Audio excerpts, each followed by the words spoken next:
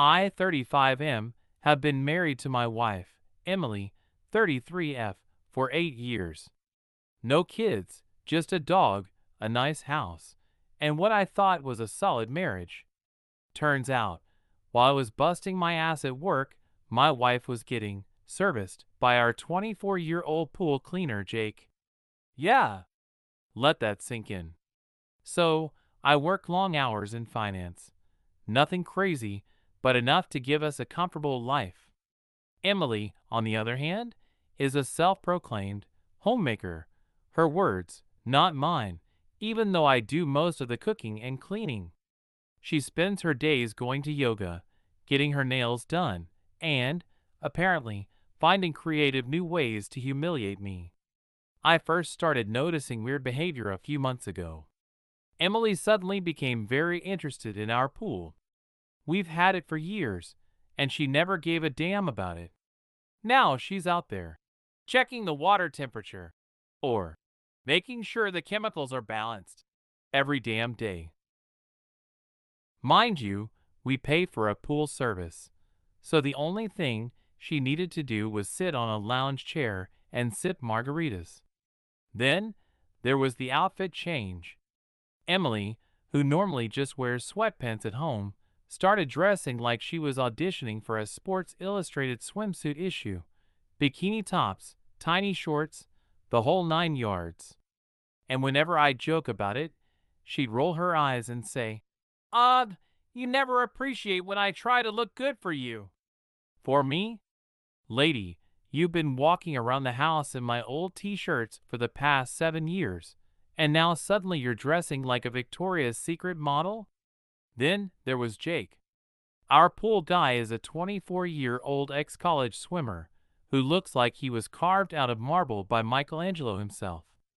Tall, tan, blonde, and always walking around shirtless like he's allergic to fabric. I should have seen it coming. But the moment that really made me raise an eyebrow? One day, I came home early from work.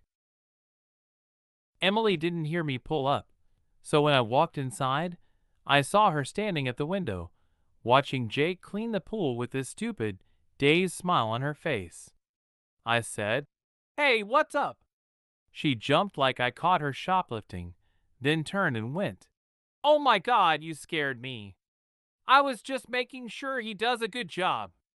We pay him, after all." Weird, right?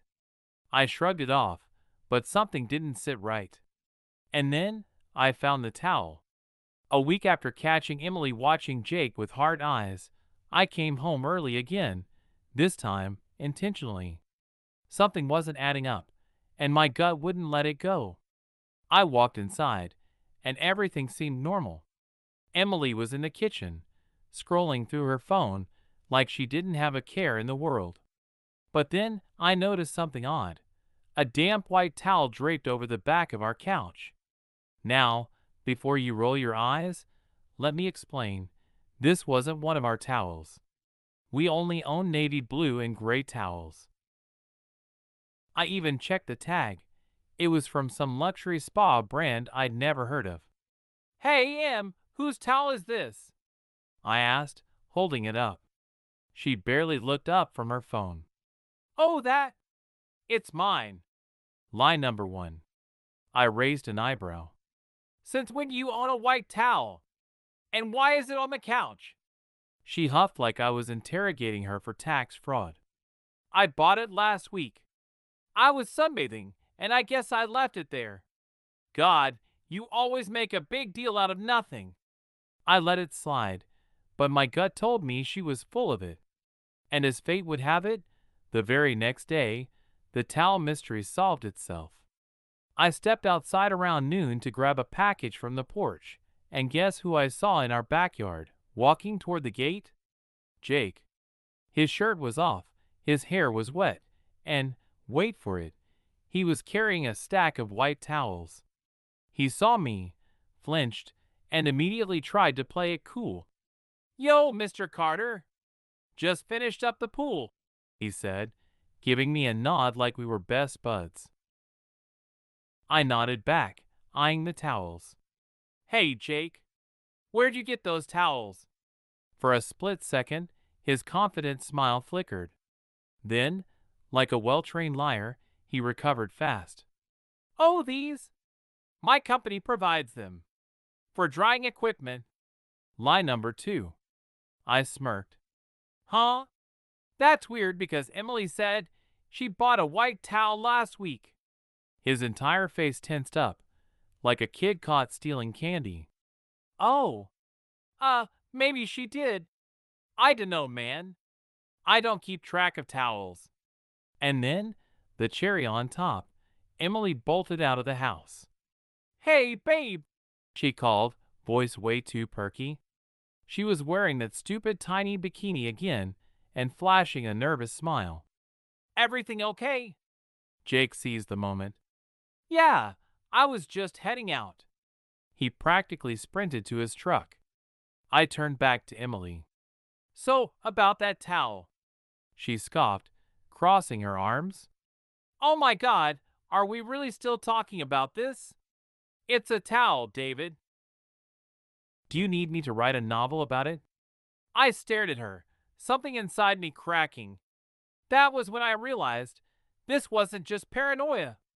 Something was going on, and I was about to find out exactly what. After the towel incident, I knew I wasn't crazy. Emily was lying, and Jake was nervous. But I didn't have proof. And without proof, Emily would just keep gaslighting me until I started doubting my own sanity. So, I did what any suspicious husband would do. I started paying attention. A few things stood out immediately. Emily's sudden obsession with afternoon naps. She started disappearing into our bedroom around 1 p.m. every other day, claiming she was exhausted and needed to rest. Jake's work schedule made zero sense. I checked our bank statements and saw that we were being billed weekly for pool cleanings. The problem? Our pool guy was only supposed to come twice a month. She started showering at random times. Emily's always been a night shower person, but lately, she'd jump into the shower around 3 p.m., right after Jake supposedly finished cleaning. The final straw came on a Tuesday afternoon. I decided to leave work early, but instead of parking in the driveway like usual, I pulled around the block and walked home. If Emily was cheating, I wanted to catch her in the act. As I got closer, I noticed something that made my blood run cold. Jake's truck was parked in our driveway. My hands were shaking as I unlocked the front door as quietly as I could. The house was dead silent, except for one noise. The washing machine. I walked toward the laundry room, my heart pounding in my ears. The closer I got, the more I noticed something off. Emily's flip-flops were on the floor. Next to them, a pair of men's sneakers that sure as hell weren't mine. I clenched my jaw and took a deep breath before yanking open the laundry room door.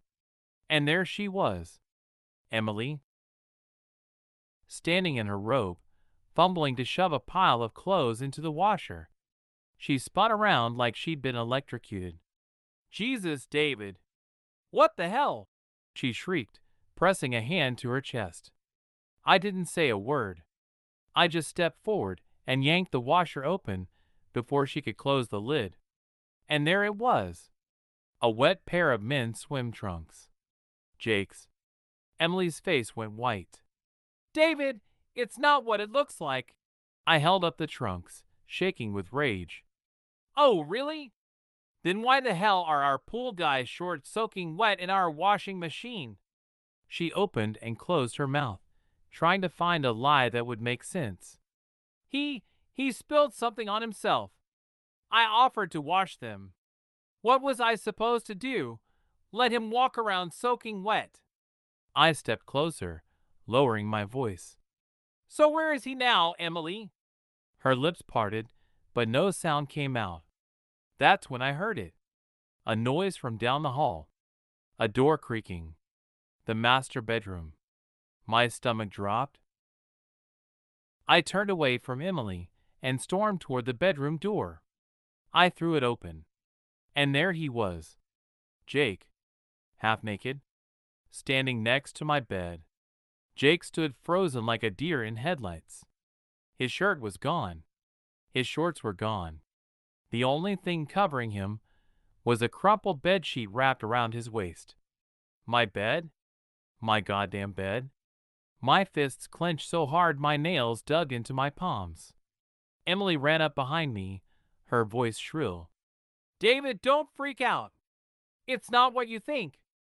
I turned to her so fast she flinched. Not what I think. My voice came out calmer than I expected, but inside, I was ready to explode. I jabbed a finger toward Jake.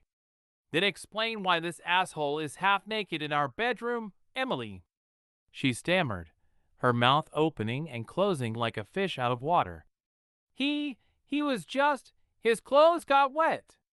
From cleaning the pool. My laugh came out sharp, almost crazed. Oh yeah, the pool? That's why he was hiding like a little bitch in our room? That's why you were shoving his trunks in the washer like you were trying to destroy evidence. Jake, the genius, decided now was the time to speak. Hey man, let's just calm down, all right? His hands were up, like I was the unreasonable one here. My vision blurred red. I launched at him. He tried to dodge, but I caught his arm and yanked him forward. He stumbled, nearly face-planting into the dresser. You piece of shit! My voice thundered through the room. You come into my house and screw my wife and have the nerve to tell me to calm down? Jake scrambled back, tripping over the sheet around his waist. Emily screamed, grabbing my arm. David, stop! Please! I shrugged her off so hard she nearly fell. Don't touch me! My voice was ice. I turned back to Jake. He had his hands up again, backing toward the window. Look, man, I didn't mean for this to happen. I lunged, and this time, I wasn't aiming to grab him. My fist connected with his jaw. He yelped, stumbling back, knocking over the nightstand. The lamp crashed to the floor. He groaned, clutching his face. Shit, dude, you hit me. I'll do worse. I snarled, stepping closer. Emily shoved herself between us, tears streaming down her face. Stop it! Just stop it! I barked a laugh. Now you care about stopping things? You didn't seem too worried about stopping this when you were riding him behind my back. She sobbed. David, please, let's talk about this. It didn't mean anything. That sentence sent me over the edge. My hand shot out, grabbing the nearest object, the alarm clock from my nightstand. I hurled it at the wall. It shattered. The dog started barking from downstairs. Jake, still holding his jaw, used the distraction to dart past me. He ran, nearly slipping on the hardwood. Emily chased after him. Jake, wait! I followed, watching as he bolted through the hallway, down the stairs, and straight out the front door in nothing but his underwear. The silence that followed was deafening. Emily stood in the middle of the living room, trembling. I stared at her, my breath heavy. How long? She wiped her nose. David. How long? She squeezed her eyes shut. A couple of months. My stomach twisted. My fists clenched again. In our house? She nodded, shame flickering across her face. My hands ran through my hair. Jesus Christ, Emily.